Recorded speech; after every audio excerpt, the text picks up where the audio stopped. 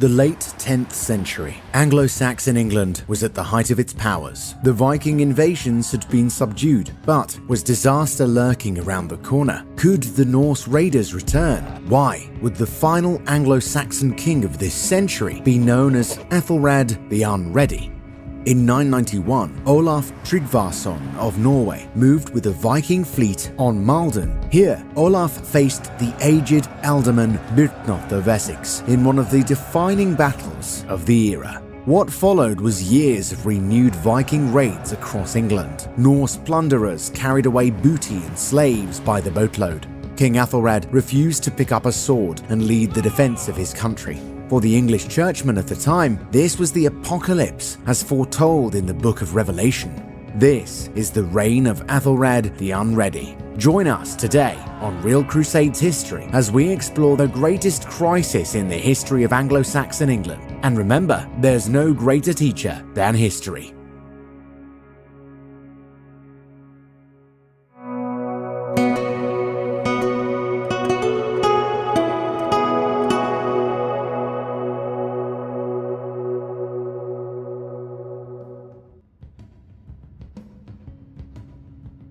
The Anglo-Saxon chroniclers describe the reign of King Edgar of England as something of a golden age. Edgar ruled from 958 to 975, around a century after the perilous Viking wars of Aethelred the Great. Anglo-Saxon England had come a long way since those dark days of struggle with Norse invaders. On Easter of 973, Edgar was anointed ruler of the Anglo-Saxon Empire since he governed many peoples, not just the Anglo-Saxons. The ceremony took place at Bath amid many well-preserved buildings from Imperial Rome. The whole affair evoked the grandeur of Roman Britannia, the culmination of the triumphs of Aethelred the Great's grandson, Aethelstan, who had solidified English hegemony across the British Isles. According to the 12th century writer William of Malmesbury, 973 was also the year that 8 sub-kings from Wales, Scotland, and the Western Isles rode Edgar on the River Dee at Chester, a meticulously executed political statement of Anglo-Saxon primacy. This colourful image is likely a later embellishment of the fact that many regional rulers did homage before Edgar at Chester, both to secure his friendship and to avoid his wrath. These rulers all agreed to provide Edgar with military aid should the need arise, and Edgar agreed to do likewise. For Edgar and his fellow British rulers, the sea in particular entailed potential danger. Every summer, Edgar and his vassal kings participated in joint naval exercises, patrolling the British coast with fleets of hundreds of ships. Though the Viking menace had long ago been checked, the threat of renewed Norse attacks always loomed somewhere out there beyond the waves, and Edgar and the rulers of Wales and Scotland were determined to keep vigilant. And yet the seeds of future strife took root within the most intimate spaces of the king's own family. Edgar enjoyed the companionship of more than one woman in his life. As a teenager, he had several mistresses. A young lady called Aethelflaed would play a particularly important role in his future. Daughter of the ealdorman of East Anglia, Aethelflaed hailed from one of the highest-ranking Anglo-Saxon houses. Historians aren't sure whether she was Edgar's wife or merely his mistress. In the early 960s, she gave Edgar a son called Edward, indicating his status as an accepted member of his father's dynasty.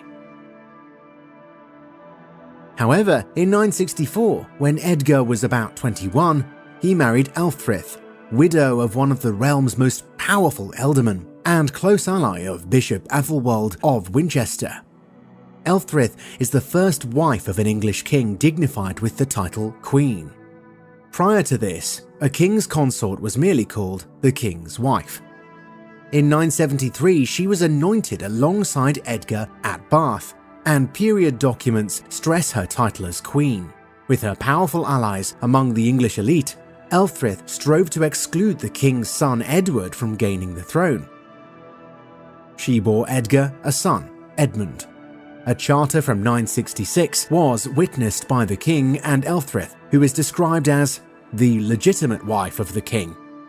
Aethelred's son, the baby Edmund, is called the legitimate son of the aforesaid king. In sharp contrast, Edgar's older son, Edward, is listed as merely begotten by the king.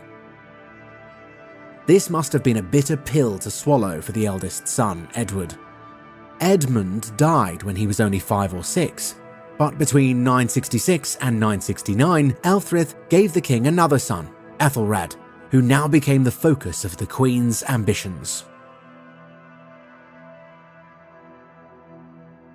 But the king's ability to shape events ended when he died suddenly in 975.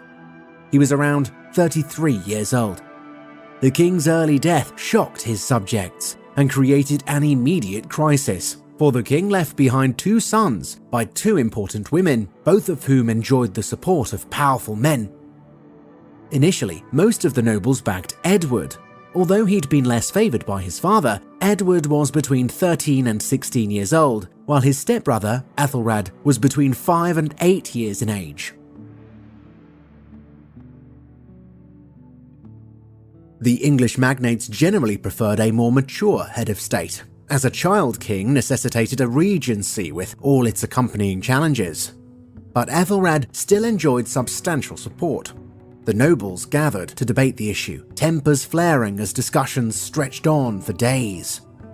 Key in breaking the deadlock was the Archbishop Dunstan of Canterbury, the realm's most important churchman, who gave his support to Edward. Shortly thereafter, the Archbishop crowned Edward personally. But Aethelred still had powerful supporters, and they weren't willing to let the matter rest.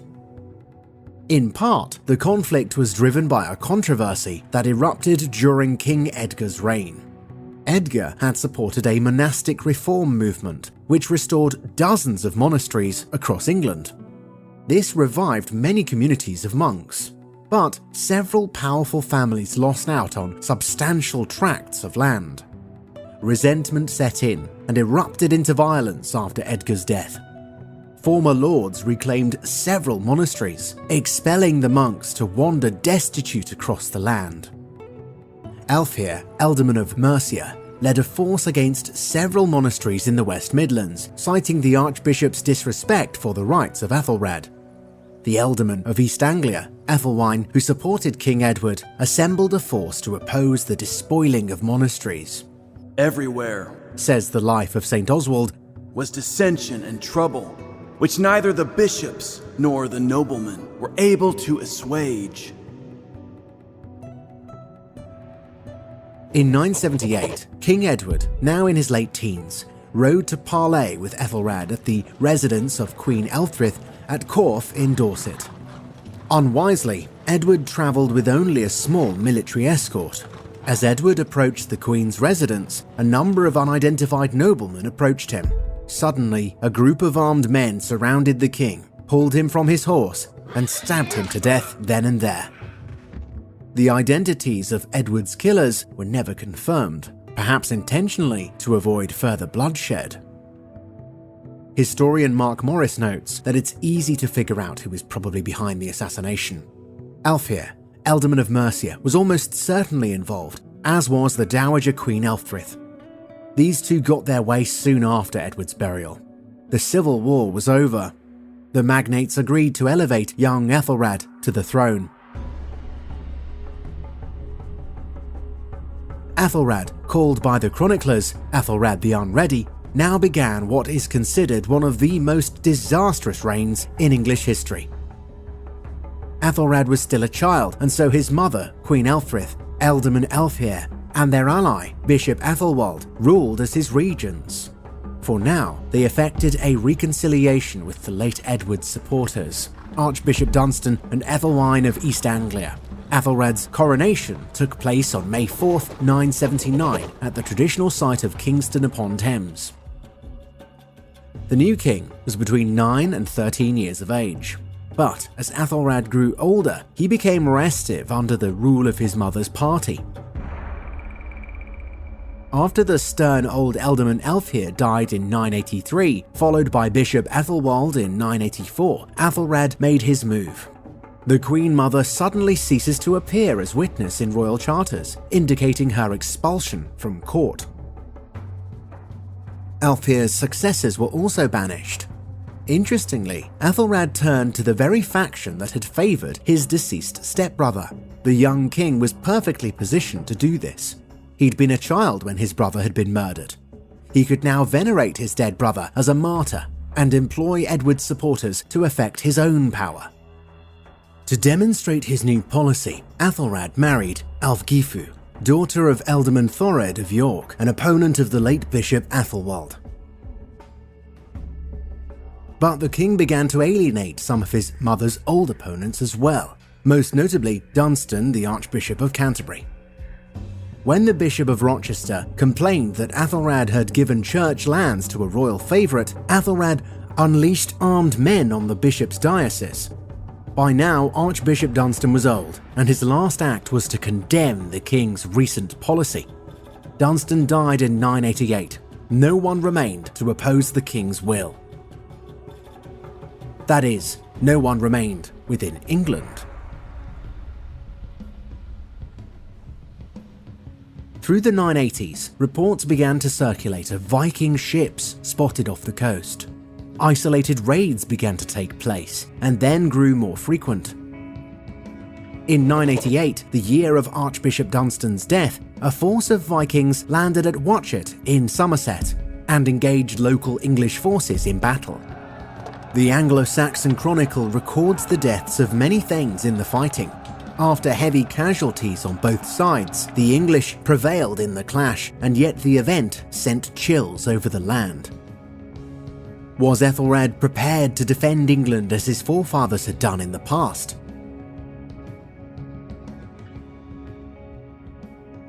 The cause of renewed Viking attacks on England in the late 10th century is debated by historians. Increasing population and political infighting within Scandinavia itself may be one explanation. Vikings based in Ireland posed a danger to England as well, but Viking fleets deployed from Scandinavia itself proved most devastating during Aethelred's reign. The ever-increasing prosperity of England certainly only enhanced its attractiveness as a target. Recent civil strife had lessened the defensive vigilance of the kingdom. The Norse were always on the lookout for another chance to plunder Anglo-Saxon riches.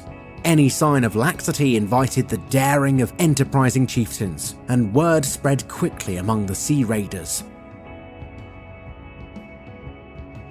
991 proved the decisive year in Aethelred's reign.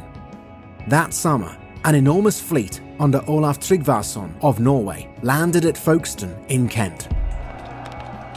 Olaf's men ravaged the town and fields, then pressed along the coast to terrorise Sandwich and Ipswich. Next, they moved on Maldon in Essex, laying camp on an island of the Blackwater estuary. Here, they were confronted on August 11th by local East Saxon levies. One of the most legendary battles of early medieval England now took place. The Anglo-Saxons who confronted Olaf at Maldon were led by an aging ealdorman, Byrhtnoth of Essex, a tall, grizzled old warrior who picked up a sword and fought alongside his troops. Olaf offered to depart with his men in exchange for a payment of tribute.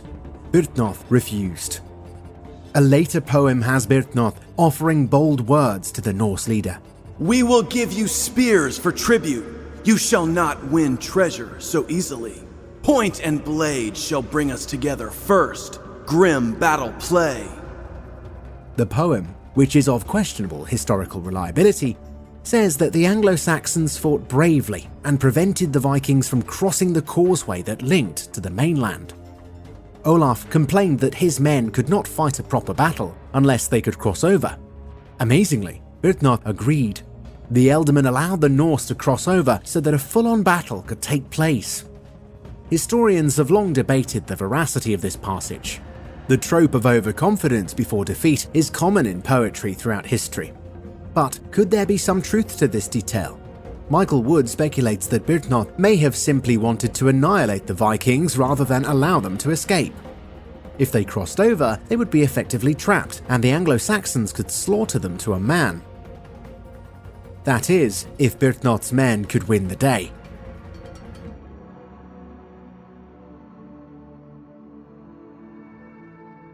Poetry aside, a fierce battle certainly took place at Maldon. As with all battles of the Viking Age, each side arrayed across from the other in a shield wall formation. The two sides approached one another, and hand-to-hand fighting ensued. One army tried to break the shield wall of the other, stabbing with spears or hacking with swords. Casualties mounted on both sides. But at last, the Norse gained the advantage. Byrhtnoth himself fell heroically under Viking blows. Olaf had won. The Norse victory at Maldon was a bitter blow to the Anglo-Saxon kingdom. Since the era of King Alfred, the English had measured the health of their society by their success against the Vikings. Now, after a century of victories, a Norseman had triumphed once more on English soil.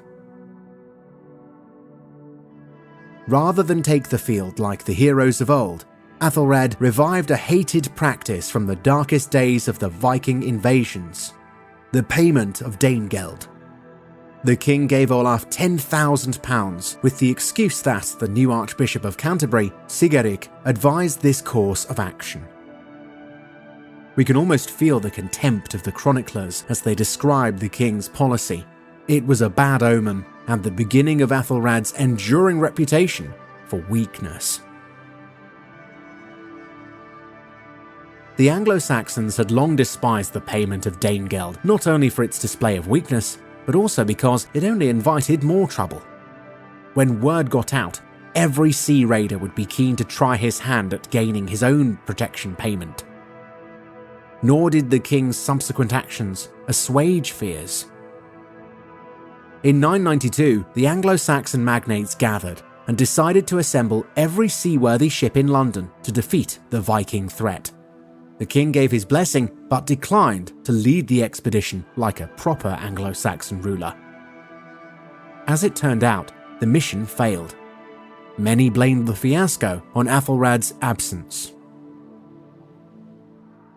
Before we get into today's video, check out my historical novel set during the Crusades, Why Does the Heathen Rage? Based closely on primary source material, Why Does the Heathen Rage plunges you into the action of the early Crusades era. It is 24 years since the first Crusaders conquered Jerusalem. Robert de Burgh is a young knight whose father rose to power in the new Crusader kingdom. Nothing matters more to Robert than defending the Holy Sepulchre, the most sacred site in Christendom. Robert has been a trusted retainer to Baldwin II, King of Jerusalem, a veteran of the First Crusade, who now rules the beleaguered Christian kingdom. But his friendship with the king's daughter, the beautiful and headstrong Princess Melisende, is growing unfittingly close. In Aleppo, the Turkish emir, Balak, has raised a vast army and promises to defeat the Crusaders once and for all. Princess Melisende feels the weight of the future pressing down upon her, for her father has no son, and she is the heir to a kingdom that her people believe would be better inherited by a warrior prince. Why Does the Heathen Rage explores a rarely examined chapter in Crusades history. The kingdom of Jerusalem is young and beset from all sides with enemies. In the face of unending trials, King Baldwin and his knights fight with zeal, ready to die for Jerusalem. Click the link in the pinned comment or in the description box below to pick up a copy or get it on Kindle today. And now on with our topic. William of Malmesbury wrote in the 12th century, "There is great force in the presence of a general in battle, and his witnessed courage in such circumstances." In medieval society, a king was expected to fight alongside his men, to personally risk his life in battle. As in a legal agreement, witnesses were key, and those who witnessed a king's courage in battle would tell and retell that he had done his duty, that he was a ruler worthy of the title. This was the problem with Aethelred the Unready. He'd been a capable political intriguer, but now, in the face of renewed Viking attacks, he failed to lead his people. To counter popular opinion, the English abbot Ælfric of Ensham wrote that a king's life was too precious to risk in battle. The abbot cited the example of Roman emperors and biblical rulers who sent generals to lead their armies for them. This did not impress the Anglo-Saxon warrior elite, whose fathers had stood in the shield walls of Athelstan, Edward the Elder, and Alfred the Great, and spilled their own blood against Vikings. In 993, Aethelred held an assembly at Winchester, announcing that he'd been wrong to ignore the wise policies of Bishop Aethelwald. The king hoped to assuage divine displeasure by reviving his father's policies of monastic reform. The Queen Mother, Elfrith, returned to the king's good graces. From this point on, Aethelred adopted a penitential posture, and this mood dominated his court. Elfric of Ensham wrote in apocalyptic terms, urging Christians to make amends and be ready for the end of the world. The Vikings had returned just as the year 1000 approached. Was this the age of Satan unleashed, as foretold by the Book of Revelation? After his victory at Maldon, Olaf remained in England, raiding along the coast. At last, in 994, he attacked London itself, then pillaged the coasts of Kent, Essex, Hampshire, and Sussex. The Anglo-Saxon Chronicle says that they stole horses and rode as widely as they wished. It was a stark and terrible change from the days when the great king Athelstan crushed and scattered the Norse in his wake. Aethelred's government showed no ability to offer resistance. Instead, the king kept sending Olaf offers of tribute. The Vikings set up a long-term camp at Southampton, where they could conveniently receive deliveries of booty from Aethelred's court.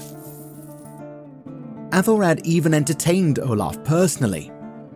Olaf was himself already a baptized Christian, but now he was confirmed, with Aethelred acting as his sponsor.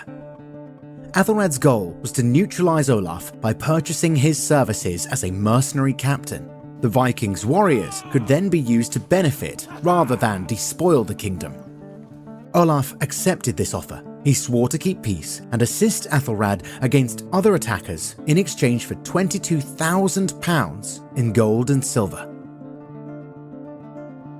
Next, Olaf sailed for Norway, where he used his English wealth to gain the Norwegian throne. Meanwhile, many of Olaf's men remained in England at the king's expense. Aethelred commanded his subjects to treat them well and strictly forbade anyone from seeking revenge against their Norse guests. In essence, Aethelred had institutionalized plunder. His subjects paid heavy taxes to maintain Norse mercenaries. This was the beginning of the institution of the Shire Reeve, or sheriff, who went about extracting taxes from the English. As expressed in the legends of Robin Hood, the Shire Reeve was a hated agent, a reminder of the king's weakness and the oppressive presence of the Norse. Then, in 997, a band of Olaf's men got bored with simply watching the booty roll in and launched their own raids around the coast of Devon and Cornwall. Next year, they ravaged Dorset. Then in 999, they struck east for Kent, sailing up the River Medway, grabbing property and devastating villages. Aethelred tried to employ one of his Norse mercenaries, Peli, to quell the violence, but Peli only joined in the pillaging, plundering Devon in 1001. As predicted by many Anglo-Saxon nobles, Aethelred's pandering to the Norse had only produced more raids. Aethelred grew desperate to escape this crisis. When his wife Elfgifu died in 1001, he sent messengers across the English Channel to strike an alliance with Normandy. Ruled by Duke Richard II, Normandy had originally been founded by an alliance between the Viking Rollo and a Frankish emperor in very much the same situation as Aethelred. But the Normans were not merely Christianized Vikings. They were a new ethnic group, resulting from the admixture of Viking settlers and local Franks. By 1000, the Normans enthusiastically practiced Latin Christianity and were thoroughly Frankish in language and culture. Duke Richard II was willing to make common cause with Scandinavians when it suited him, but he had little in common with the Norse raiders who'd founded his duchy, and he was equally willing to strike an alliance with Aethelred. the English king and the Norman duke concluded an agreement. The king married Duke Richard's sister, Emma. Thus, a Norman lady was crowned Queen of England in the spring of 1002. As it turned out, this would be a critically important event in England's future. The fortunes of the ruling houses of England and Normandy were suddenly mingled. And on a fateful day in 1066, this fact would play a decisive role in reshaping the Kingdom of England. In addition, Aethelred came up with an uncharacteristically aggressive policy. In 1002, the king decided to order the killing of all the Danish men in England. Contrary to popular belief, this did not mean that Aethelred intended to kill every person of Norse or Danish descent in England, for there were many such people living in the kingdom who'd been there for a century or more. Rather, Aethelred meant to do away with all those mercenaries who'd come with Olaf in the 990s. The killings were to be performed on St. Bryce's Day. Aethelred had no problem finding volunteers to carry out these orders. For years, resentments had been growing and many Englishmen smarted for revenge. On November 13th, the orders were implemented. Across the country, wherever mercenaries were stationed, Anglo-Saxons cut down Scandinavian men. Centuries later, archaeologists discovered evidence of the carnage. Mass graves of dozens of young Scandinavian males dating back to the turn of the first millennium. The remains show clear signs of violent deaths. Aethelred declared the killings justified, stating that the Danes had sprung up among the English like cockles amongst the wheat. But the St. Bryce's Day massacre didn't solve Aethelred's problem. It made things worse. Word of the slaughter spread to Scandinavia, reaching the ears of Sweyn Forkbeard, King of Denmark. Sweyn vowed revenge and promised rewards for anyone willing to join him in extracting it. So who was this Sweyn Forkbeard? He was around 40 years old in 1003 and had ruled as King of the Danes since the death of his father, Harald Bluetooth, in 986. Prior to that, he'd raided and plundered in the classic Viking tradition. Around 1000, he defeated and killed Olaf Tryggvason and seized part of Norway, greatly increasing his own power. He now had the means to effect a serious invasion of England, so perhaps righteous anger wasn't his only motivation for targeting the opulent Anglo-Saxon realm. Sweyn personifies the Scandinavian transition from Odinism to Christianity. Sweyn's father was a Christian convert who had Sweyn baptized. But the chronicler Adam of Bremen curses Sweyn as a pagan persecutor of Christians. Another chronicler describes him as a builder of churches. Religious upheaval colors the Scandinavian world of this era, with old beliefs gradually giving way to the new faith of Christ. Sweyn may have had a foot in both worlds, but like most Scandinavian rulers of the day, he surely recognized the power of Christianity as the religion of the prosperous kingdoms of Europe.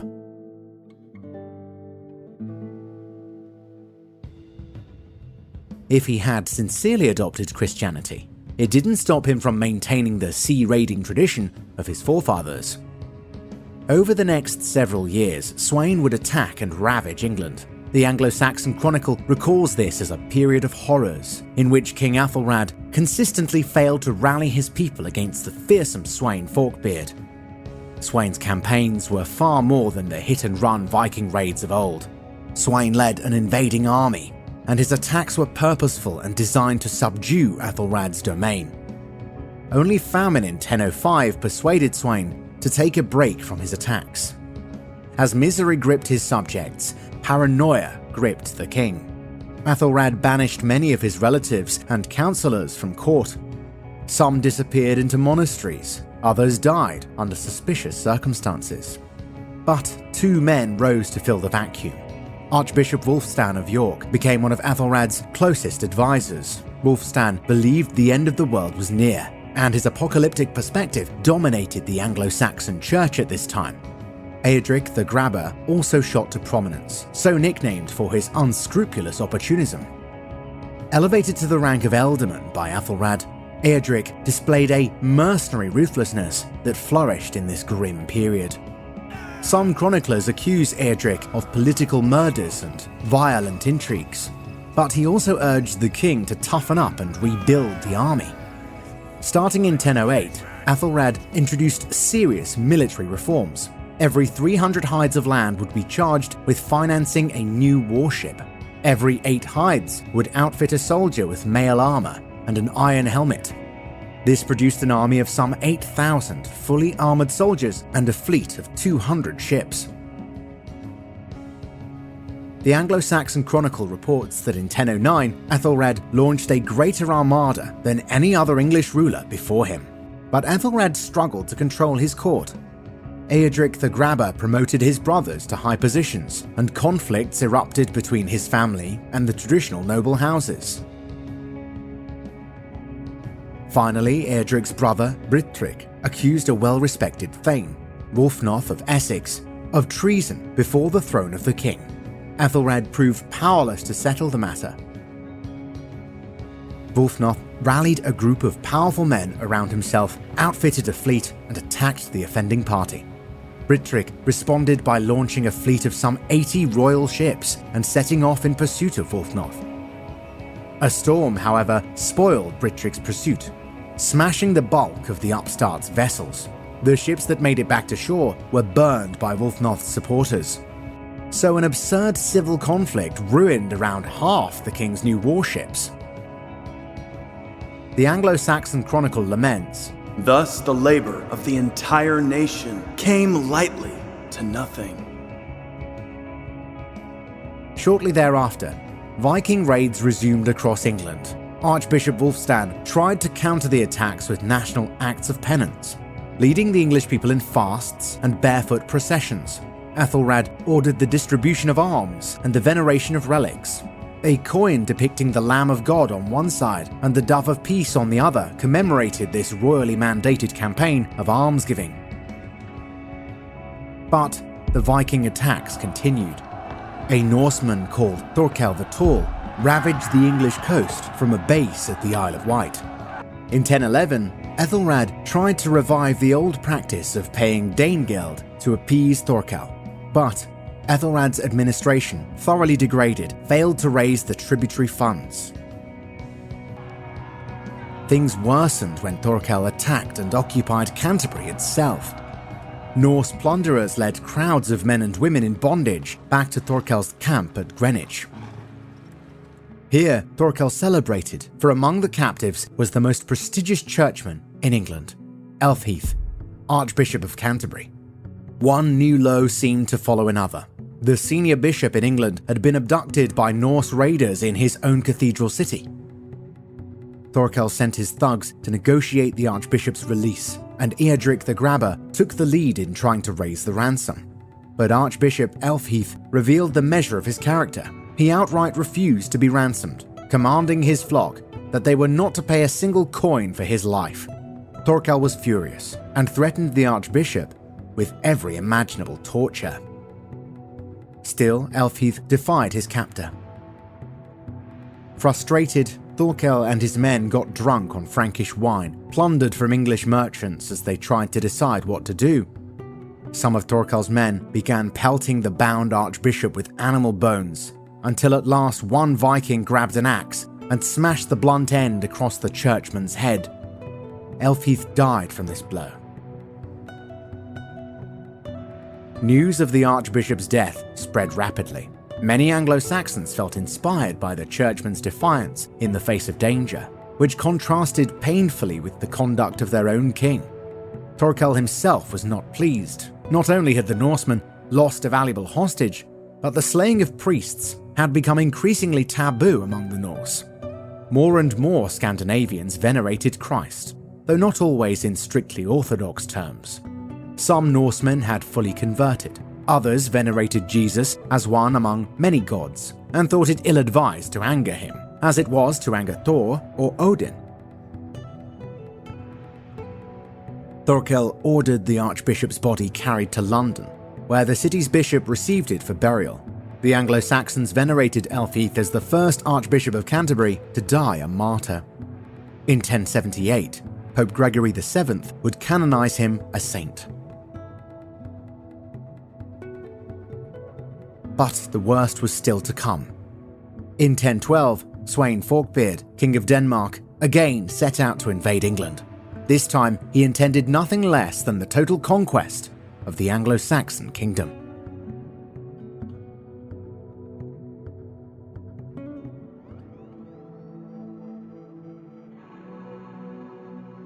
Historian Mark Morris notes that Sweyn decided to once again invade England because he felt confident in the support of some of Aethelred's subjects. Evidence suggests that many nobles and ordinary people had come to regard Aethelred's rule as oppressive, not to mention ineffective. High-ranking individuals in the north chose to collaborate with Sweyn.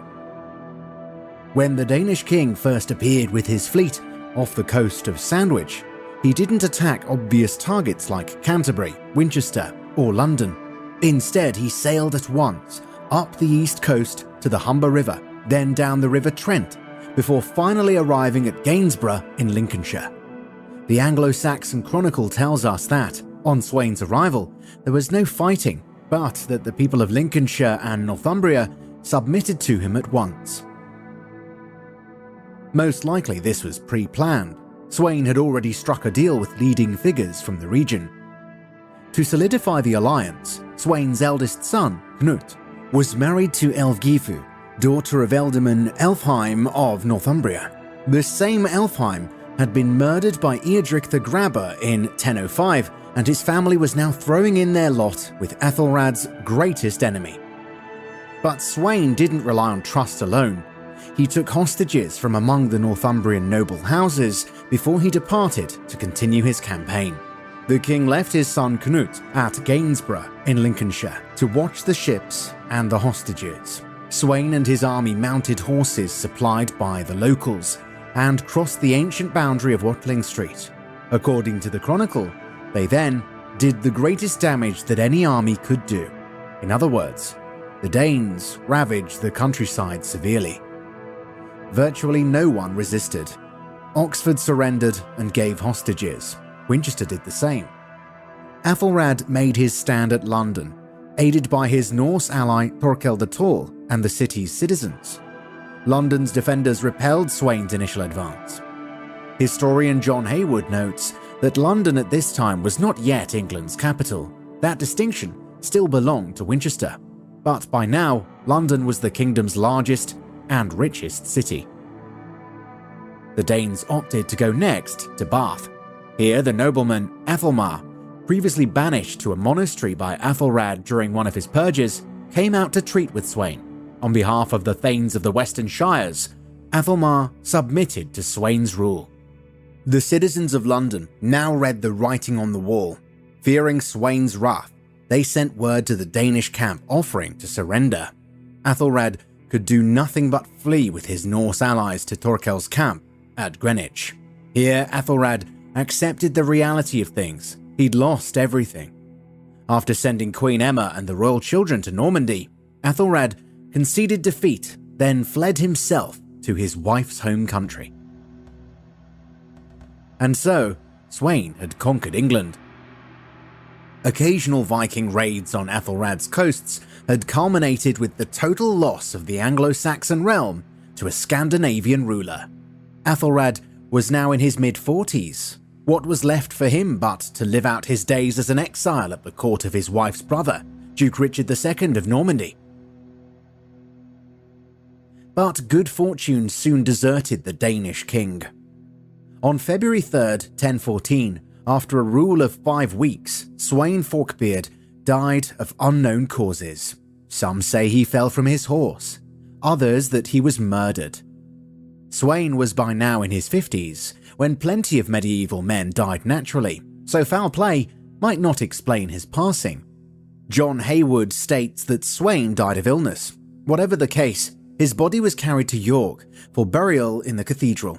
Sweyn was arguably as ruthless as the Viking conquerors of old, but his final resting place was a church, not a flaming ship. The Vikings had finally conquered England, but the religion of the English had conquered them. At York, English noblemen began to arrive in large numbers. Their intention was to attend Sweyn's court. Instead, they found themselves gathering for his funeral. Sweyn's army at once elected Cnut as their new ruler. But the English nobles were not so quick to decide. The Anglo-Saxons took seriously the anointing of a king. Sweyn's sudden death might have been a sign of God's vengeance. Archbishop Wulfstan of York preached before the gathered nobles of the evils committed by Sweyn and other Vikings. They had sacked villages, violated the wives and daughters of noblemen, and rounded up villagers to be sold into slavery. But all the insult which we often suffer, preached the archbishop, we repay by honouring those who insult us. We pay them continually, and they humiliate us daily. But most troubling of all, said Wulfstan, the Anglo-Saxons had joined the Danes in dethroning their own anointed king. What could come of this but disaster? The nobles weren't all immediately convinced. Some questioned restoring the very king who'd brought England to disaster. Others worried about Aethelred's proclivity for vengeance-seeking. Surely Aethelred would be eager to take revenge on all those who'd abandoned him during Sweyn's invasion. The nobles sent messengers to Normandy, announcing that they were ready to receive Aethelred as their king once again if he would guarantee the safety of all the noble thanes. They also required him to swear to govern them more justly than he did before, thus obliging the king to acknowledge his past failings. Mark Morris calls this Aethelred's Magna Carta moment. Perhaps Aethelred the Unready is the King John of the Anglo-Saxons. Aethelred had little choice but to comply. The thanes and ealdormen presented the king with a long list of grievances, and Aethelred sent his son Edward to London to discuss terms with the English nobles. Edward swore that his father would be a gracious lord to them and reform all the things that they hated. The Anglo-Saxons hid these negotiations from young Cnut, still residing at Gainsborough with his father's Danish army. Around Easter, Cnut discovered what was going on and began preparing his army for a renewed campaign. But the Dane was outmaneuvered. Aethelred recruited the Viking Olaf Haraldsson of Norway to join forces with Thorkel the Tall. This Anglo-Saxon-backed coalition ambushed and devastated Cnut's army. Cnut himself barely escaped with a few troops, his father's hostages, and his life. Before sailing for Denmark, Cnut stopped off at the coast of Sandwich, where he mutilated his hostages, cutting off their hands, ears, and noses. He left these unfortunate souls as grim vengeance there on the desolate English shore. Aethelred returned to the throne, hoping his second reign would prove more successful than his first. Archbishop Wulfstan proclaimed, "Let us all loyally support one royal lord, and let each of our friends love the next with true fidelity." But there was little change. The king's own Norse mercenaries had defeated the Danes for him, and Aethelred collected substantial taxes to pay them. By now, Aethelred had several sons by his two marriages. His first wife, the deceased Alfgivu of York, had given him Aethelstan, now in his late 20s, and his father's heir apparent, as well as Edmund, now aged 24, and their younger brother, Eadwig. With his Norman bride Emma, Aethelred had two additional sons, Edward, the future Edward the Confessor, who was now around 10 years old, and Alfred, aged 2. In 1014, the heir apparent, Prince Aethelstan, fell ill. Believing he was dying, the prince drew up his will. To his brother Edmund, Aethelstan gifted a sword that had belonged to the ancient Anglo-Saxon King Offa. This was a powerful totem of the Anglo-Saxon people. Given the role Edmund would ultimately play in history, his older brother's gift seems prophetic and rich in symbolism. Prince Aethelstan also gave valuable gifts to a pair of noble brothers called Sigurd and Morkar. These two men were important Anglo-Saxon elites, the chief thanes of the 5 boroughs. They'd inherited this position from their kinsman, Ealdorman Elfhelm, the man murdered in 1005 by the king's sycophant Edric the Grabber. You'll recall it was this camp that seems to have first betrayed Aethelred in favour of Sweyn during the previous Danish invasion. The significance of this alignment should not be overlooked. Prince Aethelstan nurtured ties to the enemies of King Aethelred's favourite advisor. The royal court remained a hotbed of intrigue, and the king still failed to master his house. Prince Aethelstan died in 1014. Then the tinderbox erupted. In 1015, Edric had Sigurd and Morkar murdered. Aethelred at once had his own men seize the lands of the two brothers, then ordered the capture of Sigurd's widow, Ealdgit. The king intended to put the lady out of sight in a nunnery and had her imprisoned at Malmesbury. Aethelred's hostility against this noble house is unsurprising, since they seem to have been the first to betray him during the days of Sweyn Forkbeard's Great Invasion. The new beginning everyone had agreed to prior to Aethelred's return wasn't exactly holding up. But now Prince Edmund, Aethelred's eldest surviving son and the bearer of King Offa's sword, leapt into action.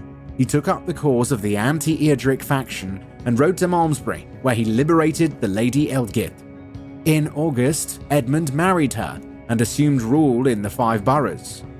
The chronicle says that the nobles of this region all recognized Edmund at once. This was a dangerous moment. Would civil war break out between the king and his son? In time, Prince Edmund would come to be known as Edmund Ironside because of his valor and resilience. Even now, people were probably noticing that Edmund was made of far sterner stuff than his father. The ultimate test would come soon enough. All at once, the Danish menace resumed. In 1015, Sweyn's son Cnut arrived with a powerful army, ready to avenge his prior humiliation. The German chronicler Thietmar of Mersburg says that Cnut had 340 ships and 27,200 men. John Haywood considers these figures to be inflated, but it's clear that contemporaries viewed Cnut as leading an exceptionally large host. Cnut moved on Sandwich in September, then sailed his forces along the coast to Dorset. From here, he led his troops, plundering throughout Wessex. Aethelred experienced his nightmare all over again. Weariness plagued the king, but still he struggled to resist. He marched to Portsmouth, where he fell sick. Aethelred put Edric the Grabber in charge of the army. Prince Edmund too had his own army, and offered to coordinate with Edric, but Edric, sensing Aethelred was done for, betrayed him and declared for Cnut. It was a bitter final blow to Aethelred, all the more so since most of the Anglo-Saxon nobles had hated Edric and warned the king against him. Devastated by the Danes, Wessex surrendered to Cnut. Toward the end of 1015, Cnut rolled forward with his massive army. He crossed the Thames and began burning and looting Mercia. The king, lying sick in London, seemed ready to roll over and die for the invaders. Panic spread across England. All seemed lost. The Danes would have the kingdom again. And then, Prince Edmund did what his father had never done. He acted, and decisively. The prince had a small force behind him, but he at once began trying to rally more of his people. He travelled to London at Christmas, begging his father to muster the men of the city. The king would do nothing.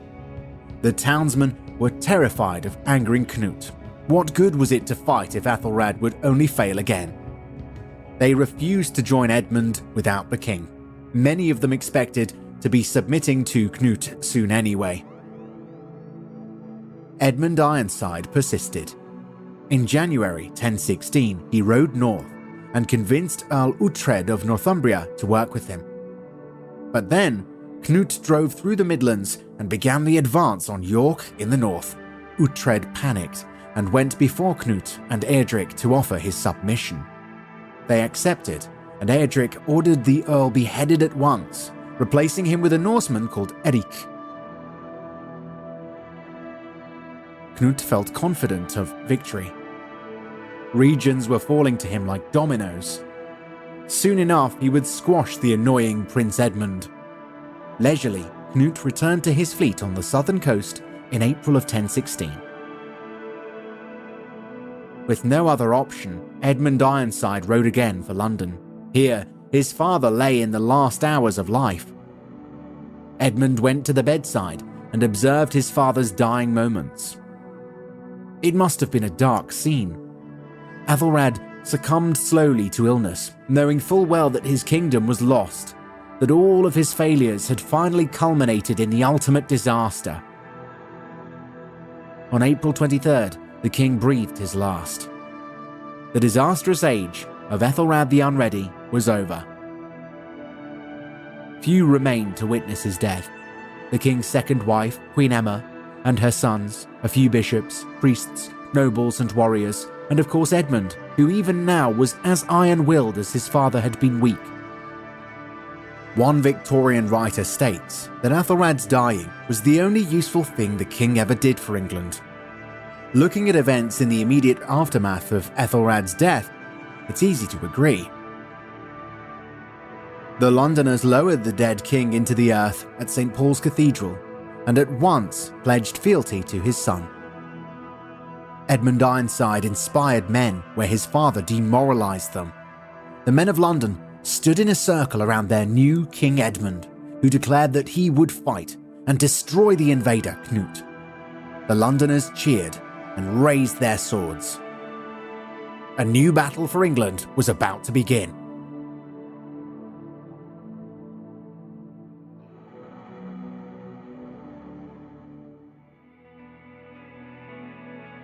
Two weeks after the death of King Athelstan, Cnut set out with his fleet, sailing up the River Thames to Greenwich.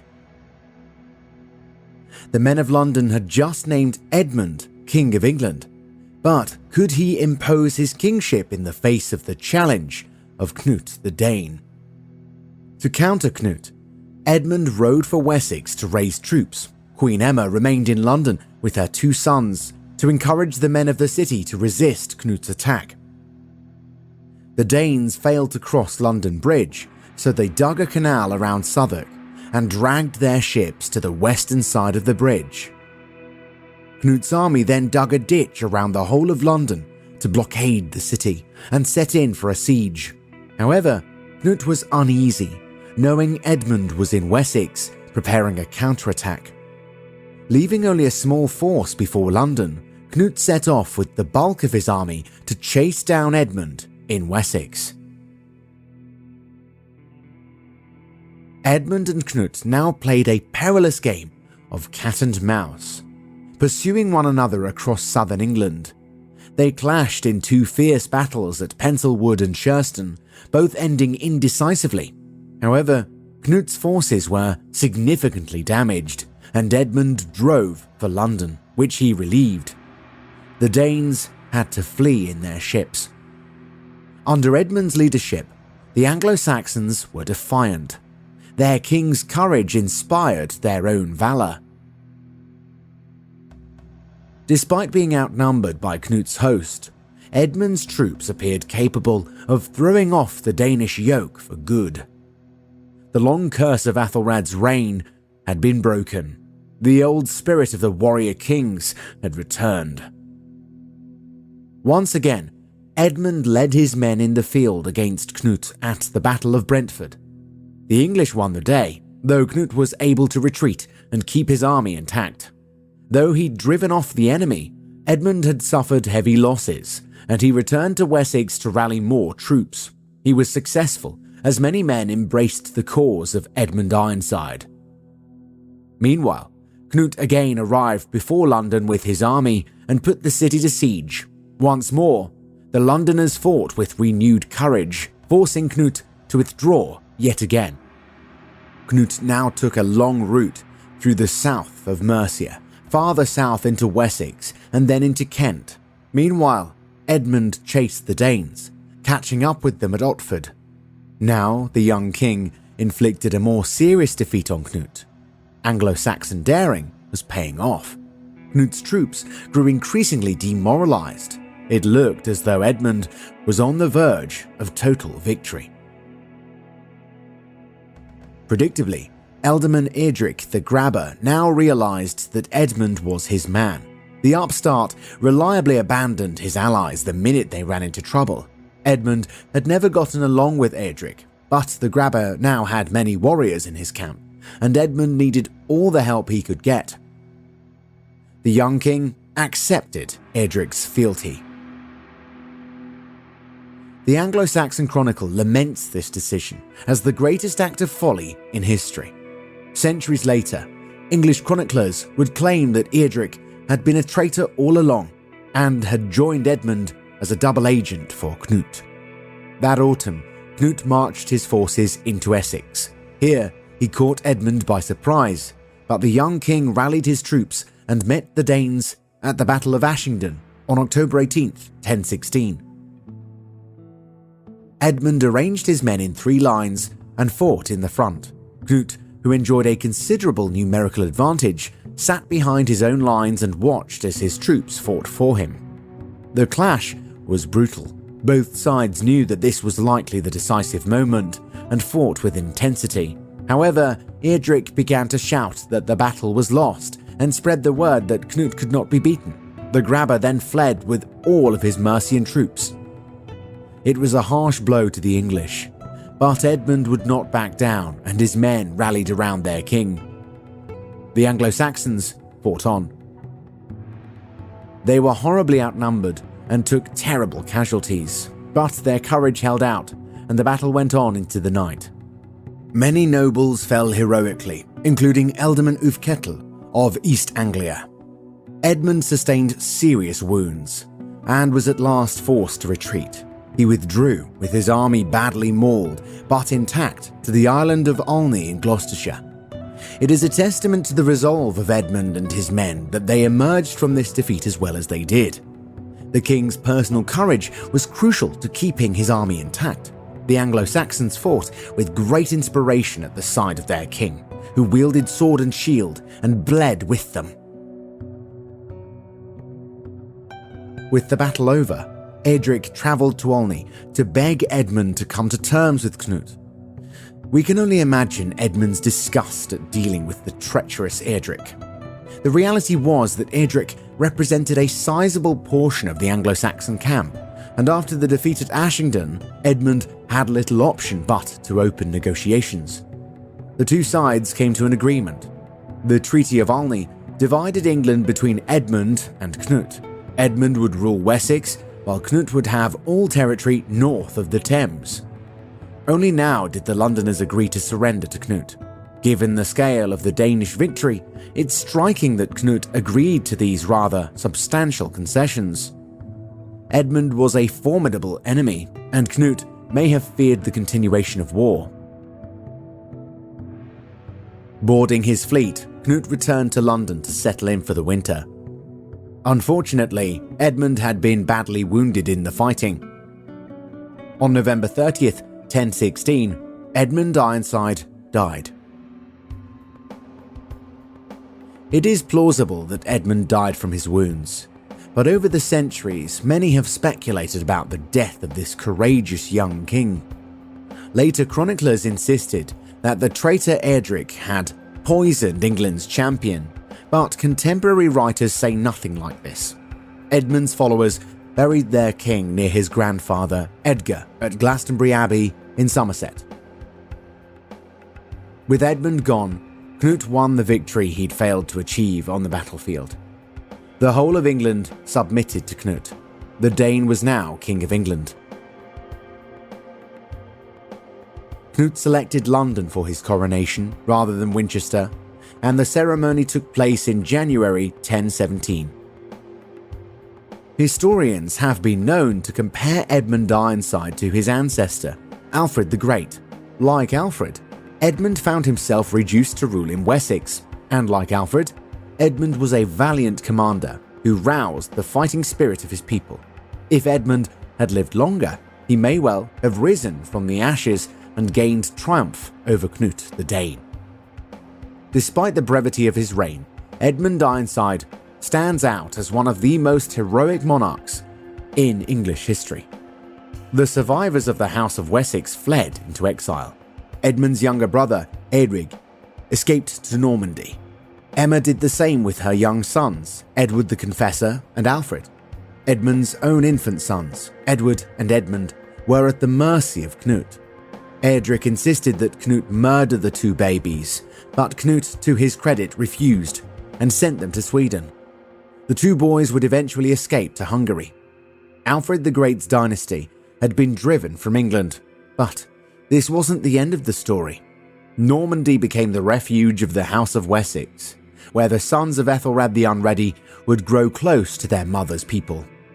In time, this would decisively impact the future of England.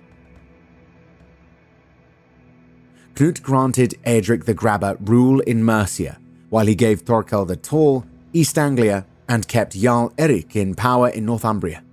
Cnut himself governed from Wessex. In late 1017, Cnut felt ready to rid himself of Edric.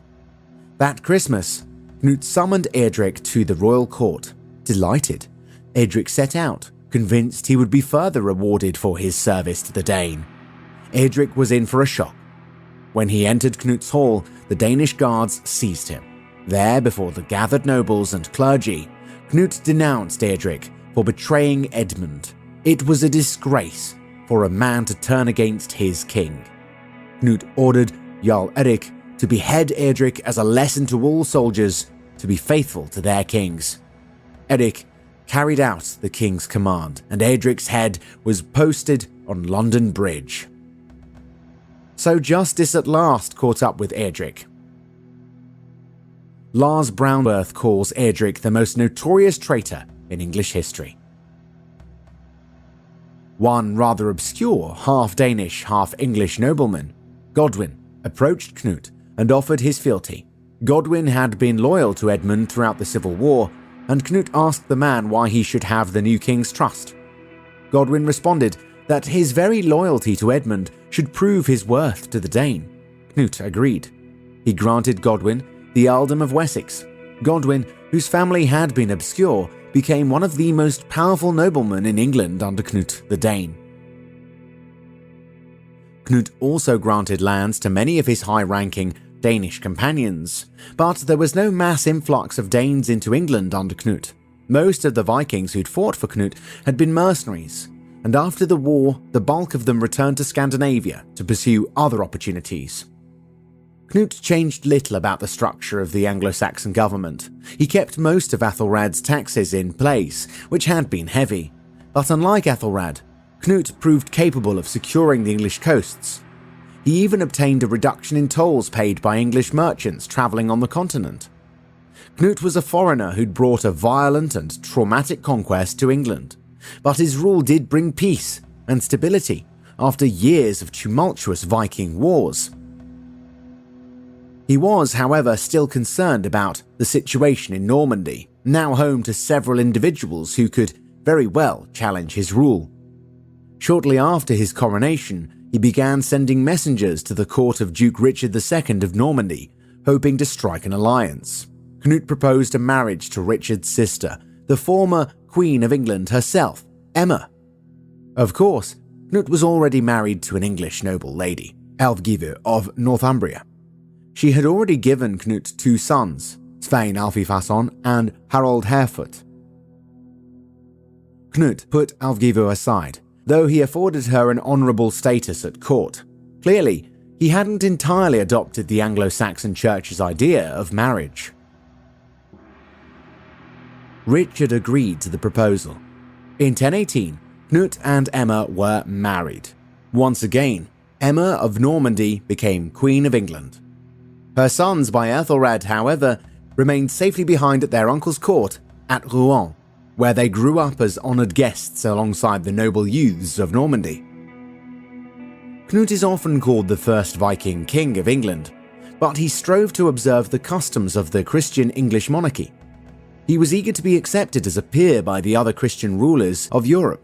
He supported and richly endowed the church and won the esteem of the clergy. In 1027, he travelled as a pilgrim to Rome, where he witnessed the coronation of Conrad II as Holy Roman Emperor. Cnut and Conrad cultivated a friendly relationship, and even concluded a marriage alliance between Cnut's daughter Gunhild and Conrad's son Henry. Cnut also sought to heal divisions between his English and Danish subjects. He cast himself not as a foreign conqueror, but as continuing the institutions of the English monarchy. In 1020, he brought his court to Ashington, where he defeated Edmund Ironside years earlier. Here, the king dedicated a new church he'd had built to honour the site of the battle. He also visited Edmund's tomb at Glastonbury, where he presented an embroidered cloak. He solemnly transferred the body of St. Elfheah from St. Paul's to the great church at Canterbury. Across the Channel, the Franks were impressed by Cnut's piety and just rule. The Bishop of Chartres sent Cnut a letter writing, "We were amazed at your knowledge as well as your faith. You, whom we had heard to be a pagan prince, we now know to be not only a Christian, but also a most generous donor to God's servants." One thing we can be certain about Cnut's personal beliefs: he understood the power of the church, and he made sure to befriend its leaders. His successful pairing with Emma also solidified his legitimacy. The queen was around 10 years older than her husband, but she was clearly cast as the king's partner in rule. An illustration from a manuscript at Winchester depicts Cnut and Emma standing side by side. The two are shown presenting a cross before the high altar. An angel places a crown on Cnut's head, and the king wields his sword, showing that he is defender of the Christian people. It's striking to note the transformation of the Scandinavian world from the era of King Alfred to the era of King Cnut. At last, a Viking ruler had conquered England, but was he still a Viking? In retrospect, it is the Christianization of Scandinavia and the incorporation of the Scandinavian world into the growing Latin Christian civilization of Europe that proved more significant. Cnut's conquest seemed to pull England more closely into the orbit of Scandinavia, but Cnut's North Sea Empire of England, Norway and Denmark would be short-lived. The instability of Aethelred's reign had been exploited by the Danes, but it also prompted Aethelred to build ties with the Normans that would soon prove far more significant in English history. Perhaps without this Danish menace, an alliance between Duke Richard and King Aethelred would have never occurred. But it did, and the heirs of Aethelred spent years in Normandy, growing close to Queen Emma's relatives and gaining a taste for all things Norman. Thanks for watching. Now, check out our full-length documentary on the trial and downfall of the Knights Templar, linked on your screen right now. Click the video icon to watch, and until next time, keep history alive, friends.